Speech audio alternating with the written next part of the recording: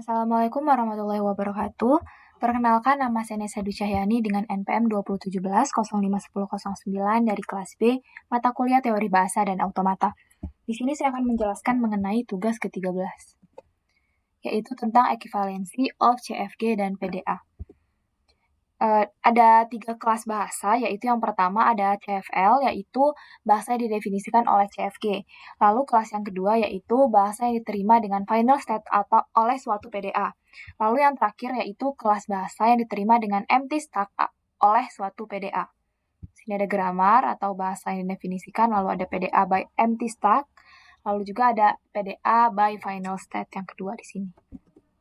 Selanjutnya ada teorema. Jadi teorema itu merupakan sebuah bahasa dinyatakan bebas konteks jika dan hanya jika sebuah pushdown automata dapat mengenalinya, atau PDA ya di sini, pushdown automata.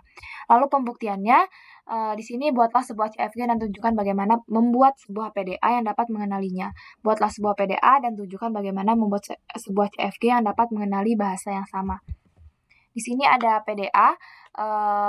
PDA bisa dibuat untuk kumpulan aturan produksi dari suatu CFG, di mana langkah-langkahnya yang pertama ada definisi, di mana di sini ada tuple-tuple yang digunakan, yang ada key yaitu himpunan state, lalu ada S atau state awal atau initial state, lalu ada F atau final state, lalu ada sigma yaitu himpunan simbol terminal, lalu ada gamma yaitu simbol-simbol stack seperti variabel, terminal, juga Z.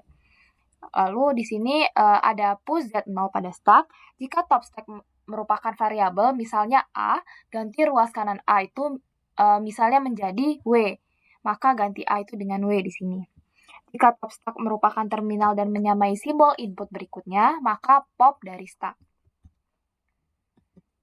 Di sini ada membuat 4 tipe transisi. Yang pertama di sini ada fungsi transisi dari Q1, lalu ada inputnya epsilon dan outputnya Z. Di sini menghasilkan Q2, lalu SZ, lalu untuk ini push S ke stack di sini, push S ke stack. Lalu yang kedua ada delta Q2, input epsilon atau input kosong dan outputnya Z, itu Q2 dan W, atau A besar ke W, adalah sebuah produksi dalam CFG untuk semua variabel A. Lalu ada fungsi transisi dari Q2, input A, output A, itu menghasilkan Q2 dan epsilon. Untuk setiap simbol terminal digunakan untuk pop perbandingan terminal yang sama. Lalu yang terakhir di sini ada fungsi transisi Q2, input epsilon dan output Z, ini menghasilkan Q3 juga Z. Jika selesai membaca semua input dari top stack Z, berarti string input sukses pada PDA, di mana Q3 ini merupakan final state.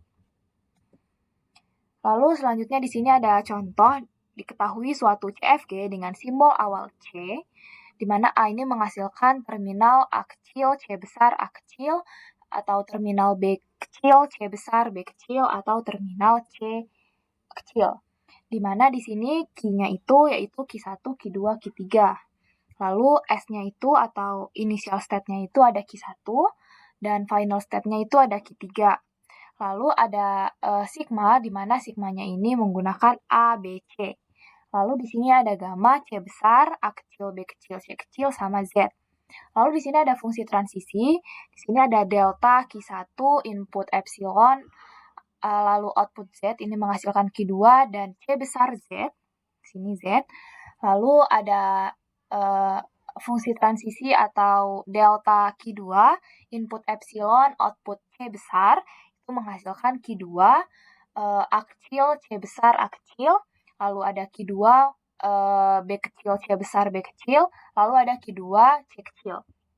Lalu ada delta Q2, A kecil, A kecil, itu menghasilkan delta Q2, B kecil, B kecil. Lalu ini juga menghasilkan Q2, C kecil, C kecil, dan yang terakhir di sini ada Q2 epsilon atau kosong ya di sini epsilon.